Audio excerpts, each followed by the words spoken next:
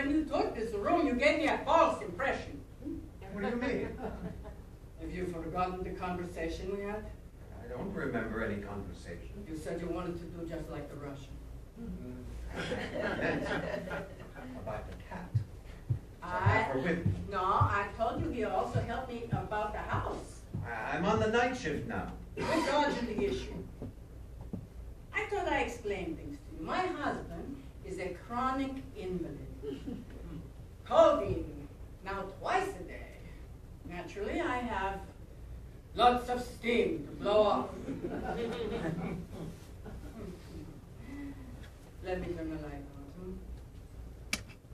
Now that's better, isn't it? I don't think I know. Exactly. You ain't satisfied with the room?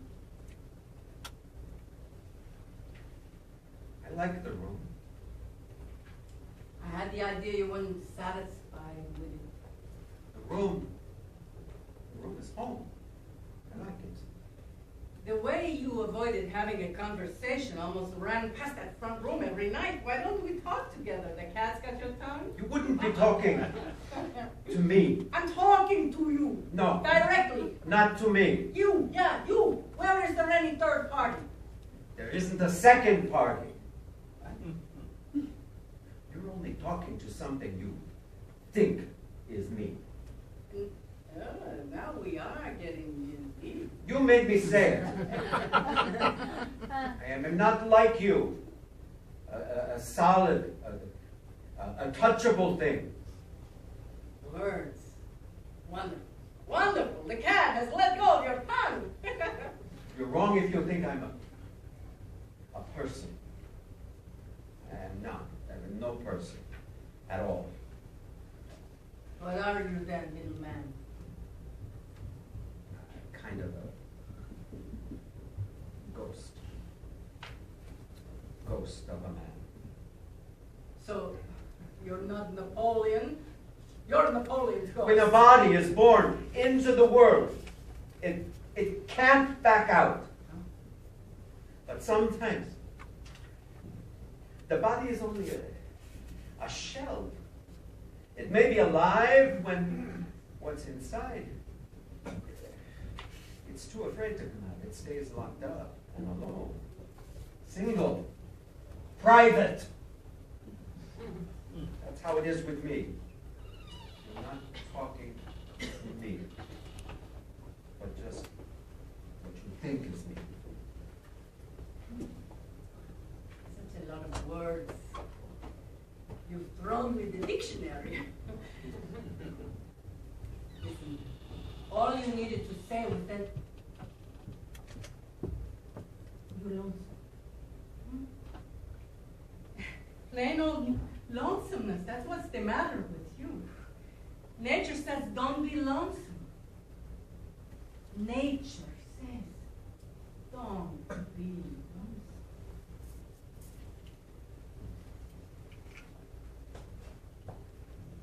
It is again late at night.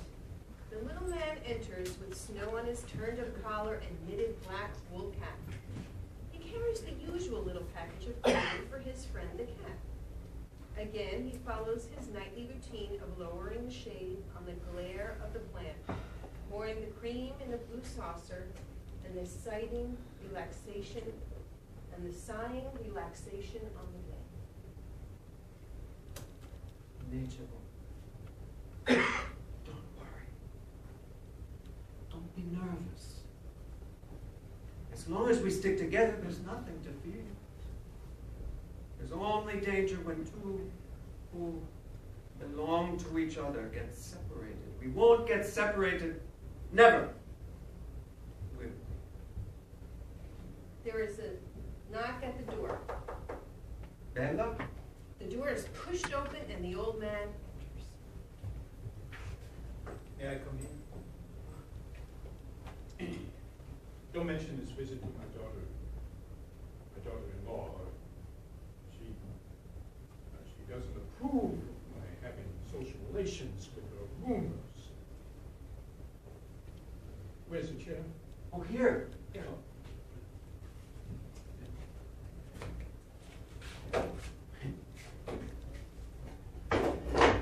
Thank you. Thank you. I won't be long. You may stay. Stay as long as you wish. Well, it's very generous of you. But I won't do it. I know how tiresome I am.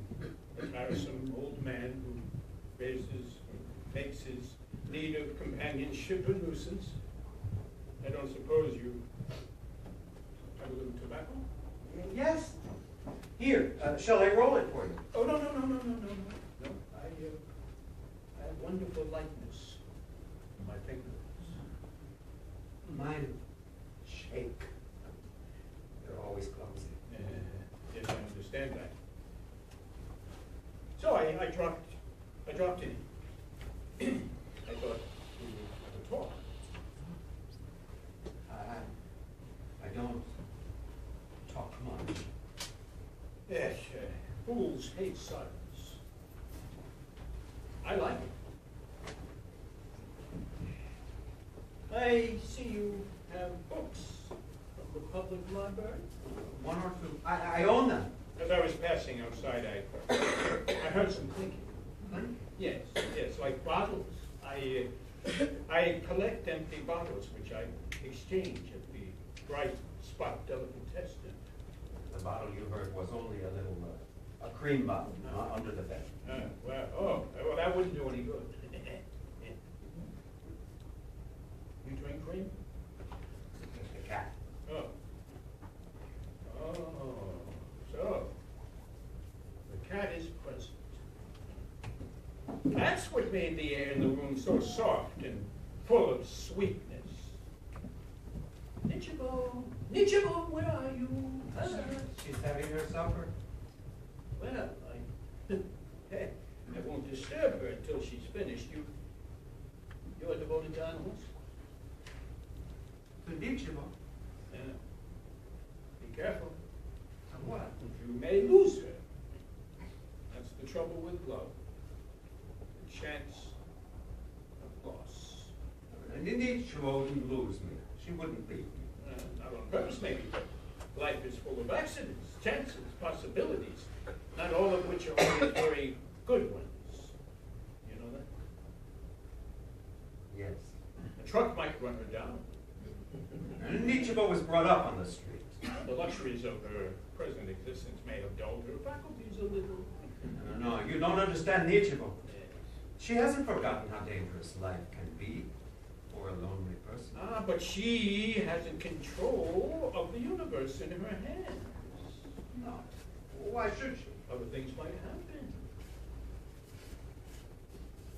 You look at the plant? Yes.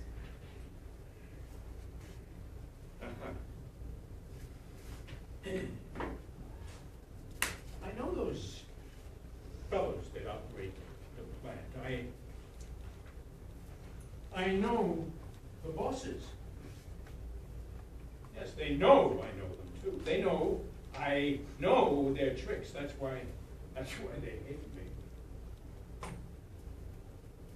But suppose the demand for what they make slacked off. There's two things they could do. They could cut down on the price, so put the product within the purchasing power of more consumers. Listen, I've read books on the subject. But no. There's another thing they could do. They could cut down on the number of things they make, create a scarcity. See? And boost the price still higher. And so maintain the rich man's margin of profit. Well, which do you think they do? Why, God Almighty, Nichiba knows the answer. Yes, they do what they've always done. Hold up the prophet, ye minions of the boss. Lift high the royal prophet, it must not suffer loss. Hey! Mrs. O'Fallon disturbed. Yes. What they'll cut down is production.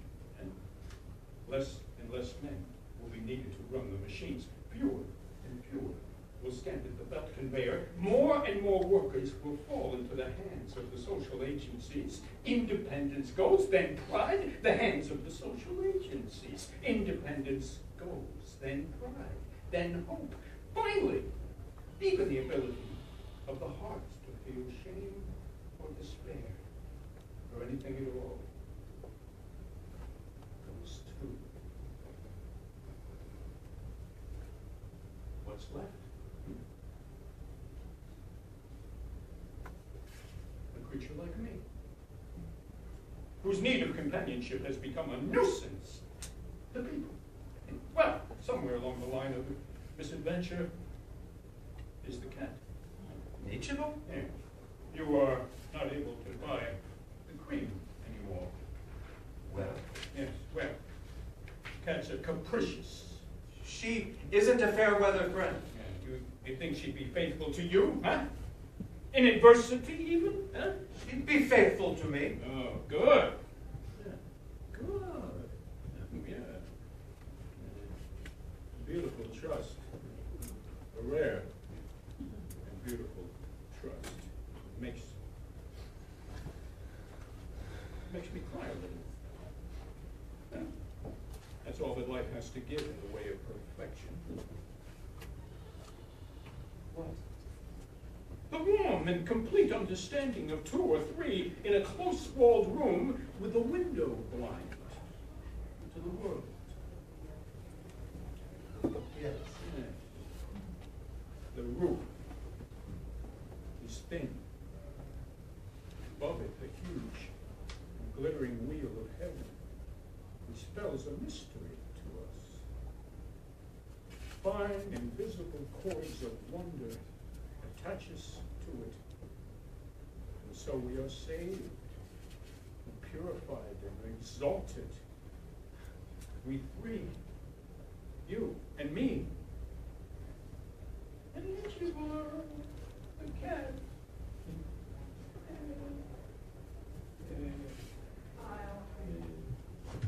Listen. She purrs. Oh, such a sweet and soft and powerful sound it is. It's the soul of the universe throbbing in her. Take her and hold her. Take her and hold her close. Close, close.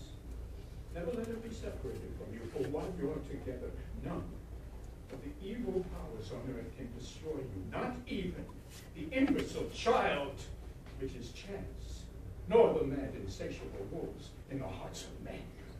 A window bangs open, and a woman shouts for an officer. He raises the blind, and the flickering red glare of the pulsing forges shines on his face.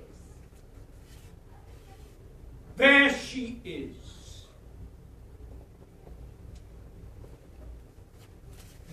The plant. The day before yesterday, I went down to the plant. I asked the superintendent about a job.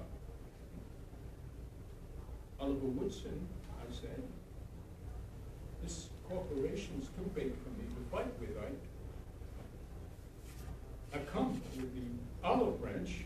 I want a job. You're too old, he told me. Well, never mind, I said. Take down my name. I said, take down my name. My name is Man. I said, my name is Man. Man is my name. I said, spelt M-A-N. Okay, said Oliver Woodson. Where do you live? Oh, I live on a cross. I said, on what? On a cross. I live on a cross. On a cross. Cupidity and stupidity.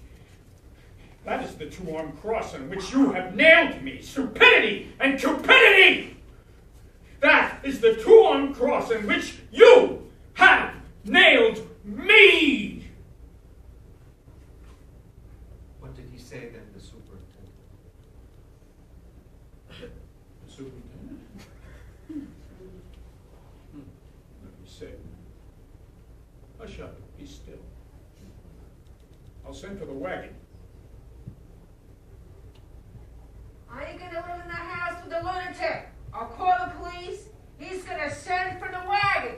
She's going to send for the wagon. There, you see, I speak for the people. For me, they send for the wagon. Never mind. Take down my name, it's man. Hey, I see you and I hear you. Boom, boom, boom. The pulse of a diseased heart. Hey, be still, you drunken old fool. You've woken up the house. A fire-breathing monster you are. You listen to me, because I'm gonna speak the malediction. So go on, you niggardly pimps of the world, you entrepreneurs of deception, you traitors of lies. We stand at bay, but we are not defeated. The passion of our resistance is gathering force. We can boom, boom too, and we're gonna boom. It's only a little while where we give you license. We say, feed on, you race of gluttons. Devour the flesh of thy brother. Drink his blood. Glut your monstrous bellies on corruption. And when you're too fat to move that fist will clench, which is the fist of God, to strike, strike, strike! Hey, watch out. He'll kill somebody. Mrs. O'Fallon, be still. Get out of the way. Officer, go ahead, go in. Hold A up. police officer enters, Hold on. followed by the landlady in a wrapper. Prophet, you mean himself? Huddled behind her in the doorway. The little man stands clutching the cat against The his royal chest. prophet, it must not Electrical. stop her. You Get away, old man. drunken old fool. My patience is gone. Officer, take him away. Lock him up till he comes to his senses.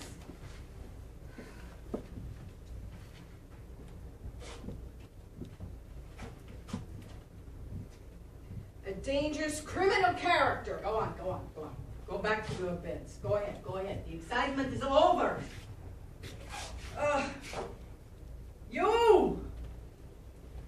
You're responsible for this. Haven't I told you not to encourage him in his drunken ravings? Well, why don't you say something? You're not a man at all. You're a poor excuse. Put down that cat. Throw that animal down. Give it. She hates me. She doesn't like unkindness. Why that look? What's the meaning of that look? Not looking at you. I'm looking at all the evil in the world. Turn out the light! I've lived too long in a room that was nothing but windows and always at noon and with no curtains to draw. Turn out the light! Oh, beautiful, cruel Zigeuner, sing to me, comfort me in the dark.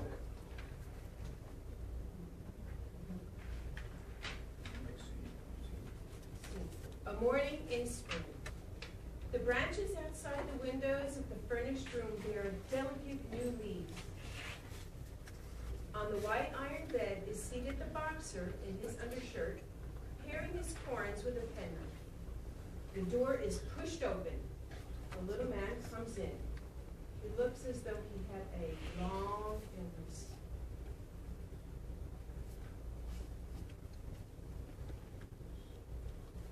This was my old room. So, pal, you got the wrong room. It ain't your room anymore, unless the landlady wrote me. You moved in here.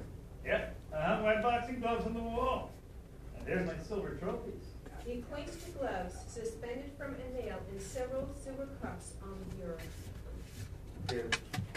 There was a cat. Cat? Yes, Yours? yes, she was mine, by adoption. I thought I might hope to find her here. I can't help you out. You haven't seen her? A gray one, white spotted. Well, I've seen dozens of cats, every description. I've seen gray ones, black ones, white ones, spotted, spatted, spurred. My relations with cats is strictly laissez-faire. You know what I mean? You know what that means? It means live and let live. It's a motto I've gone out of my way to, I've never gone out of my way to injure a cat. But when one gets in my way, I really kick it. Any more information I can give you? You see, I worked out the plan. So? I was fired. I couldn't handle the work. My fingers froze up on me.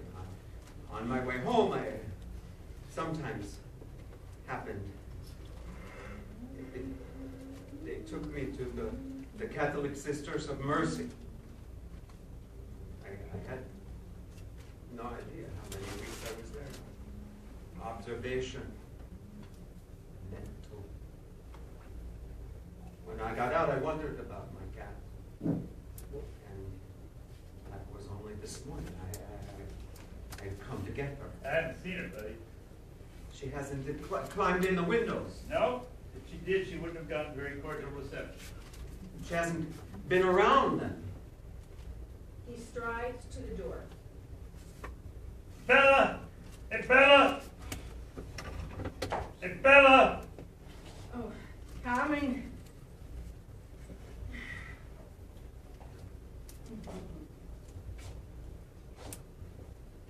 Ah, you told me you got laid off. The plant, I'm sorry, the room has been taken. It's now occupied by this young gentleman here. Your stuff, your few belongings are packed in the downstairs closet. On your way out, you may as well pick them up.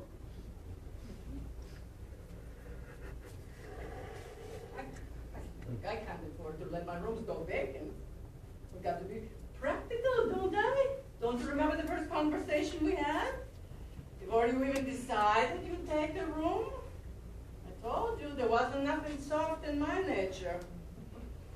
That I was a character perfectly fair and decent, but not sentimental. It's luck in this world, plain luck. You got a bucket. You came in nights, sang to me. Huh? Sang. What of it? I gave you a little entertainment. But that don't mean I was sentimental about you. Nothing. What? Nothing? What is this? What's going on here? Is this my room or is it somebody else's? Return me the pin I paid you, I'll move out. Just hold your horses a minute. Mine or his? Yours, horse mouth. Take it easy. I won't. I don't like this kind of business. I rent a room. I want no crackpot visitors coming in and crying over some cat's disappearance. Easy. For God's sake. Is this a national crisis? Mr. Chilicancano, whatever it is, huh? Please.